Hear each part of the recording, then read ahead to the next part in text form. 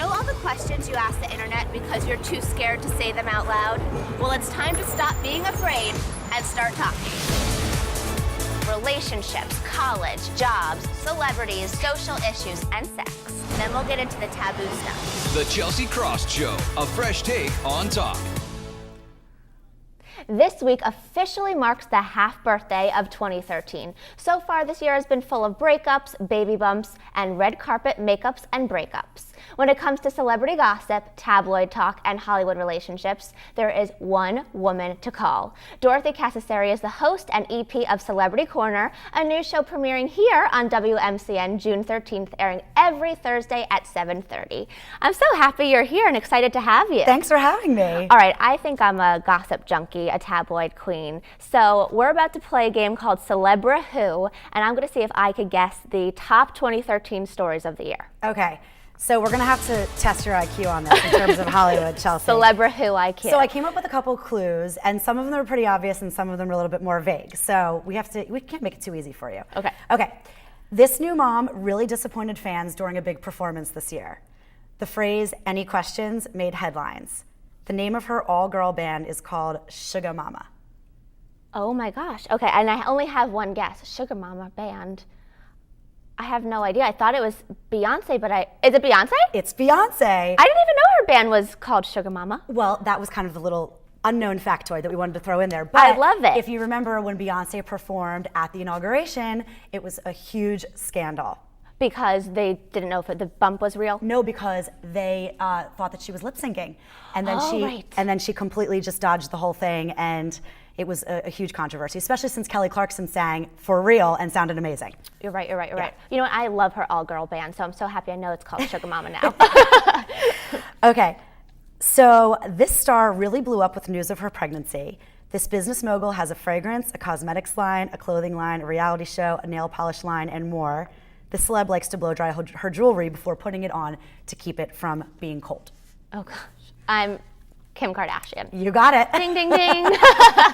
We can't get enough of Kim Kardashian, that's for sure, right? Absolutely. Her baby bump is all over the news, and I love that little fact about her blow drying her jewelry. It's actually a really good. Divalicious. Yeah. Okay, this celeb loves using Twitter as a way to voice her crazy opinions, especially about the NYPD. A recent mugshot proved to the celeb that a nose job is in order, and she gladly shared this decision with fans. She recently admitted she loves to draw, and her dream is to start a fashion line and be best friends with Barack Obama. And she also has a massive crush on Drake, so it's Amanda Bynes. You got it. I'm so upset about her spiral. I'm hoping that she's going to pull through. I'm a huge fan of hers. She really is an amazing girl. She's an amazing actress, but for whatever reason, she's going down a really bad path right now. I know. All right, this famous activist went under the knife, but not to improve her appearance. The celeb lost her aunt to cancer just a few weeks ago, and when she was a child, she studied embalming and wanted to be an undertaker. I remember watching this on Good Day America, Angelina Jolie. You got it. So Angelina Jolie had a preventative double mastectomy because her mother, Marceline Bertrand, died of cancer, and her mother's sister, who I just mentioned, also passed away of cancer just recently, and she had a very, very high percentage of getting cancer herself, so she did it out of, just wanting to have a long future with her children. I mean, with those reasons, it really does make sense. It does. We're going to wrap it up, but what are the last two? Last one. The last one. Last one is the Lance Armstrong doping scandal when he major finally scandal. admitted. Major scandal. Yep. I was so mad at him. I know. So mad at him. All right, we have to talk Hollywood makeups and breakups. Clearly, Kim and Kanye are everywhere. I don't know how I feel about this relationship. I don't know. I mean, who knows what goes on behind closed doors, but he just doesn't look into it. He doesn't look into it at all. The fact that he spent most of her pregnancy in Paris is also pretty evident that he's not really that into it. And that's for real? Yeah, he has spent a lot of time overseas. You don't really see the two of them photographed all that often. Mm-hmm. You see Kim photographed in a lot of really interesting outfits, but as far as the two of them go, it's not looking too good. It's not looking too good. And then the last major scandal is Rihanna and Chris Brown back together. Yeah, well, they're on and off. And the crazy thing is when Rihanna does get back with Chris Brown, all of her fans seem to support her. It's very, very bizarre what happens there. I know. Hopefully they don't take that it's okay to be abused the wrong way, because Right. that's so not the case. Right. All right, and then Selena and Justin. Yeah, Selena and Justin are back hanging out again. Everybody was so sad when they first broke up. I was. They're a cute little couple. They're cute. Puppy love. That is cute. It's very cute. All right, and the last two are Miley Cyrus and Liam Hemsworth, and Kristen Stewart and Robert Pattinson. I'm happy about the last one. He's way too good for her. Yes, agreed. Well, thank you so much for being here. We're talking young Hollywood with former High School Musical star Monique Coleman, and Dorothy will be back later in the show.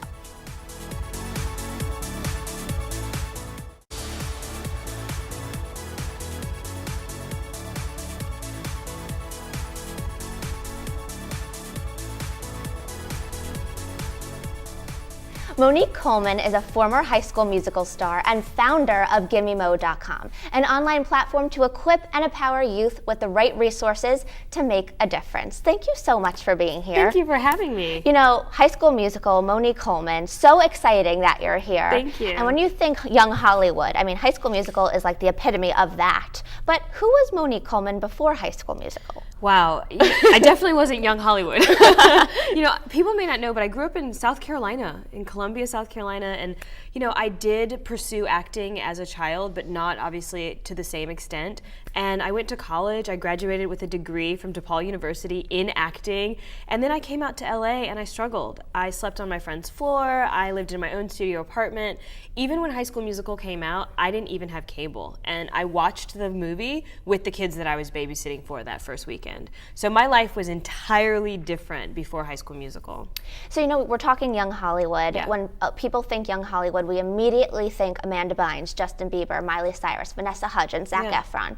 You know, do you think that you were able to stay on the right path, stay determined to just succeed and excel in whatever your heart desired because you had that grounding experience of going to college and having that real life experience of struggling and hustling? I definitely think it helped. You know, I was a lot older than the rest of the cast. So coming in, I was already 24 years old, playing 16. And I had been through so many of the things that my character and the other young people had been through. And I do think it made me grounded. The main thing that I walked away with was so much gratitude. You know, having that gratitude for having really dug deep and worked hard to get there made it so that I didn't want to lose it. You know, I think a lot of people who are thinking that they want to aspire to be an actor and actress have this distorted image of how it might happen. Right. You know, your experience was really, you know, putting the pedal to the metal and Absolutely. doing anything in your power to get that role. Totally. Do you have any words of advice for those people who are looking to land that big role eventually? Yeah, I mean, you know, you never know what it's going to be, because the truth is even getting High School Musical, I had no way of knowing that it was going to turn into what it did. But I would really say that working hard, like that's the thing that I feel is the most important thing. Working hard, but working hard for the right reasons. If you're trying to pursue fame, it will go as fast as it comes. But if you're really doing something because it's what you're passionate about and you want to make an impact, that I think gives you staying power. Yeah, and what about understanding the word no?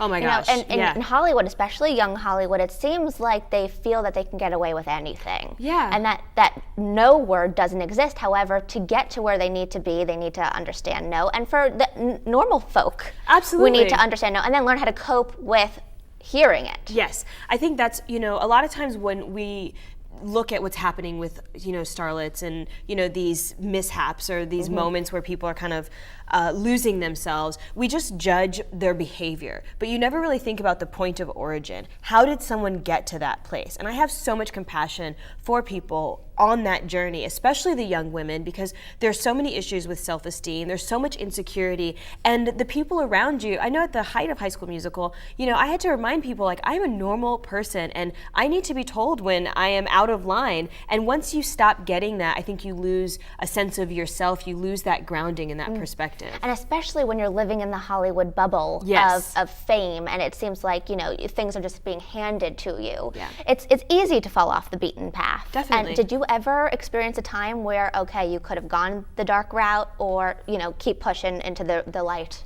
Definitely, definitely. You know, for me, it was subtle, but it was there, and I recognized it. I saw myself just not being the good, grounded person that I knew myself to be. I found myself starting to have feelings of entitlement, starting to kind of live this double life thing where I'd be like, oh my God, don't take my picture. Why isn't anybody taking my picture? Don't take my picture. Oh my God, nobody likes me. And it was just this thing where I felt like at times I was being validated by something outside outside of myself. And funny enough, after High School Musical was over, I really saw this opportunity to sort of pull it back together. And I gave myself my own kind of hard lesson and pulled myself out of the game so that I could really come back to that centered place where I wasn't looking for validation from anything other than myself. You know, it's so interesting because young Hollywood, you know, they go through things that the average teenager goes through. They go through 100%. bullying and body image issues and self-deprecating moments. Yeah. But they go through it under a microscope. Absolutely. I mean, Amanda Bynes is clearly struggling right now. She is insecurity written all over her. I mean, what's your opinion on the way that the media is portraying her, but also, you know, being a young Hollywood starlet yourself, the pressure that she's going through right now? To be 100% honest, I have so much compassion and empathy for what her and other young women in Hollywood are going through, because you never understand the amount of pressure until you're under it yourself.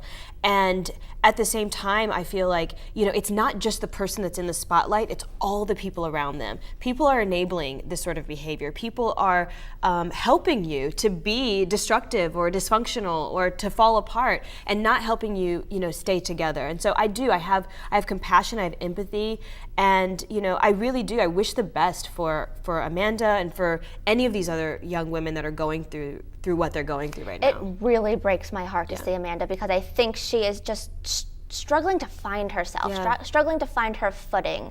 And, you know, clearly you have to be put under so much pressure about what you look like in Hollywood, and I think she's totally rebelling against that right now. I think everyone does at some point, you know, and some people do it in a negative way, some people do it in a positive way. The way that I look at it, though, is that you've got to find something that's bigger than just you, that's bigger than what's going to happen next in your career, what you're doing. And, you know, that's what really helped me to not go down that path, like we were speaking of earlier, was the fact that I always had something else I wanted to do. Not more than being an actress, but alongside it. I loved empowering young people. I loved being of service in different ways, and having that kept me grounded. You know, and I think that's the overall message. And, you know, whether you're in Hollywood, you're not in Hollywood, it's about finding your niche, finding your interests, and then also giving back. 100%. Being of service, I think a lot of people think, I'm going to be of service at this point, or I'm going to give someday, I'm going to make a difference. I can't wait till I can make a difference. Well, there's no reason why you can't start making that difference today. And for me, I didn't need the High School Musical platform in order to make the difference. I could have made it at any point in time, but having that success and watching it leave and watching parts of my personality go away with it really helped me to see that this is going to be the thing that's more important than some movie that I'm in. The impact that I can actually make on another person's life doesn't just impact it impacts me as well. You have so many incredible messages, and your platform, GiveMeMo.com, allows other people to get involved with your adventure and your journey. Thank you so much for being here. And for more information on Monique, of course, you can find it on the website. Thank you.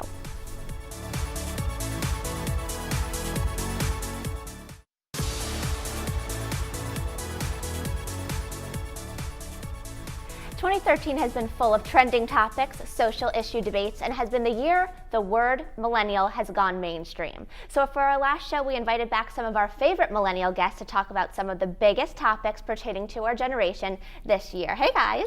Hello. Hi. You know, there's so many things that we could be talking about right now, but I picked out some of the things that I really wanted to make sure we got in during this 8-week series. And the first one's regarding body image. I think Kim Kardashian being pregnant has been a different way to look at body image, and how the media is so obsessed with how we look. I mean, Kim is pregnant. Let the girl gain a little weight and not like bash all over her. And then you have in the tabloids that Kanye doesn't think she's sexy anymore. I mean, what kind of message is this sending young girls?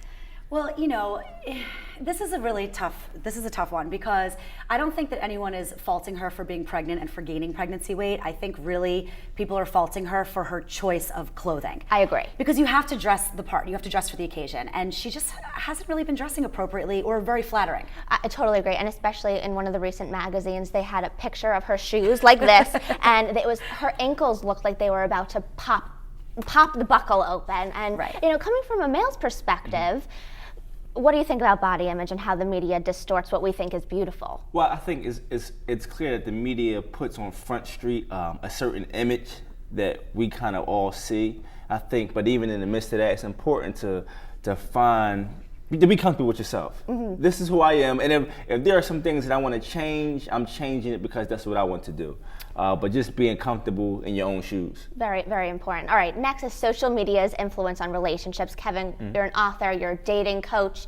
Social media can make or break the relationship. How do you feel about FBO, becoming Facebook official? Well, I think that's a tricky thing because there are people who put so much onus on social media and forget about we do live in the real world. And so if everybody on Facebook knows that you're in a relationship, but you still haven't met as parents, you still haven't met as close friends, then that's a problem. And so I think that you have to find a balance between social media and real life and take the two together. And Michelle, you're in a very happy relationship. Are you Facebook official? No. Why not? Because to me, it's not important. It doesn't matter. If I'm with the person in real life, so to speak, then that's what matters to me. I like that opinion. All right, next, we're talking about legalizing gay marriage. Michelle, you were on the show. We were talking about bullying. You were talking about how open you are about your sexual orientation. 70% of millennials are for gay marriage. Yes. Why do you think we haven't made those final strides yet and that it's just acceptable everywhere? To be honest, I don't know. I mean, I don't think that it's an issue. Like, I don't think that being gay, straight, or whatever should affect your ability to get married. I think that if you love the person, that you should be able to. And I think that we need more supporters for it. And Dorothy, do you think that within the millennial generation and us continuing to just be supportive of this, such a silly cause, the fact that you can't get married to the person that you love, we might see some more strides? I mean, right now, 13 countries and 11 US states allow it. Yeah, I mean, the numbers definitely keep increasing, so it looks like that's the path that we're set on, and we'll just see it keep going up from there. All right, and our last topic is marijuana legalization. 17 million Americans aged 12 and older reported using marijuana in the past month. What's your opinion on legalizing marijuana? Well, I think that it's clear that it can be helpful. So in that case, you do need it. I just think it's clear that you engage in it responsibly. But I think that to legalize it, I don't see anything wrong with it at all. I think because it helps people, it does help cancer patients, it helps people that have different disorders that really need it. And so to keep it from them, I think that's wrong. Michelle, you have a personal relationship to how your mom benefited from marijuana. Yeah, my mom just recently beat cancer, and she used medical marijuana to help her through the treatment, so. It's very important when it comes in handy. And I think the one thing that just needs to be touched on is that it can be a gateway drug. Absolutely. So it's not, let's not abuse it. Let's use it for the right reasons. Well, thank you guys so much for being here. They say that millennials live on social media, so when we get back, we're going to put our social savviness to the test and play a little game called Tweet or Tail.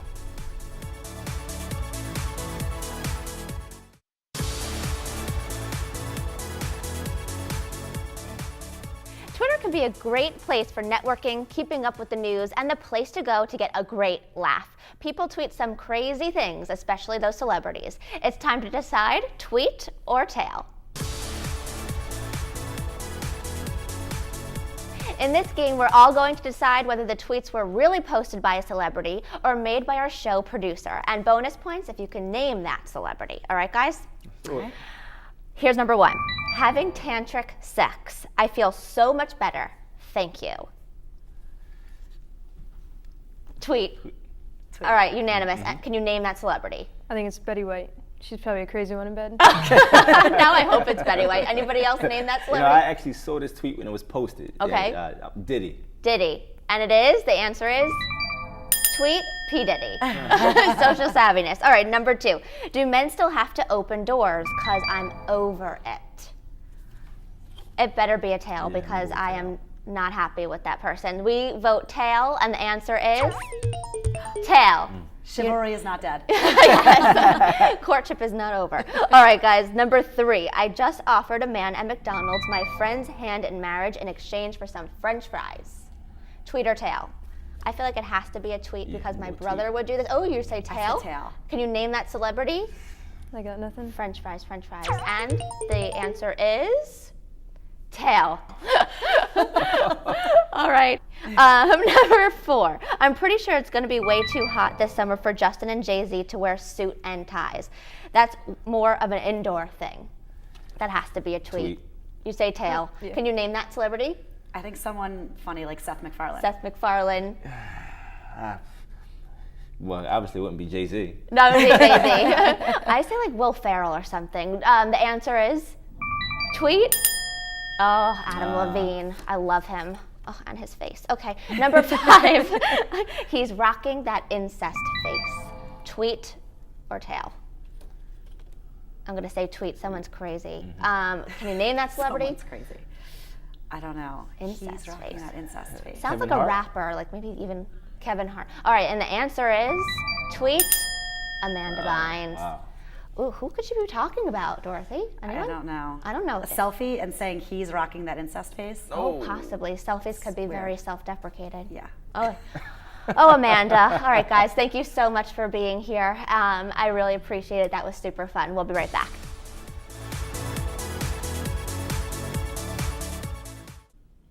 All right, Dorothy, we talked a lot about 2013, but we're only 6 months in. What's your biggest prediction before 2014? I hate to say it, but I think Kim Kardashian and Kanye West are going to probably break up. Ooh, juicy. How come? Just doesn't look like they have a very healthy relationship or that they spend all that much time together. It's time for Chris Humphrey's thing all over again. She definitely didn't learn her lesson. Oh, poor Kim. Thank you, Dorothy. Thank you. You know, I'm so sad today is our final show, but make sure you're always checking in because I'm going to be posting new content each and every week until we're back on the air. You can expect more celebrity interviews, outstanding millennials, great events, and new trending topics. I want to give you a huge thank you to all of the guests who have been a part of the Chelsea Krost Show series, as well as my amazing crew here at WMCN. The support you have given me over the past 8 weeks has been more than I could have ever asked for. Make sure to always keep the conversation going with me on Twitter. For more information on today's show, just go to the website and be sure to check out theresumebear.com quick tip of the week. Have a fabulous evening, everyone. Mwah.